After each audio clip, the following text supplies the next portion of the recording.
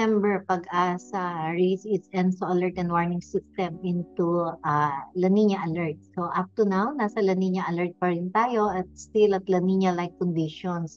But Pag-asa might issue a press statement about La Nina conditions na pwede pong maka-apekto sa atin at least during this first quarter of the year. So it is not a full-blown La Nina which might persist in the next 6 months or more. So kumbaga, hindi siya full-blown La Nina, short-lived na La Nina, still we could issue a press statement in the next 3 months po. So, ngayon, possibly this January, we might issue a press statement about La Nina conditions. So, when we think of La Nina conditions, so it is, makikita natin, it's a 1 month surface temperature, yung unusual cooling na para maging La Nina condition.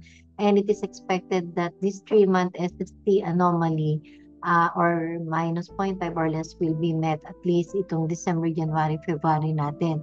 So meaning up to January, February, March, ito yung makikita natin na still at La Nina conditions.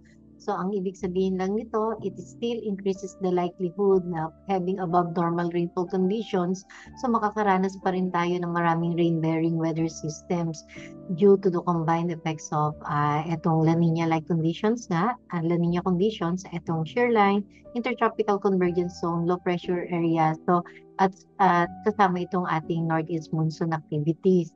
So we might also experience cold surges ng ating northeast monsoon. So it usually happens during January and February. So makakaranas tayo ng medyo mas malamig na temperatura in the next 2 weeks or 2 months up to February. So yun yung magiging weather conditions natin.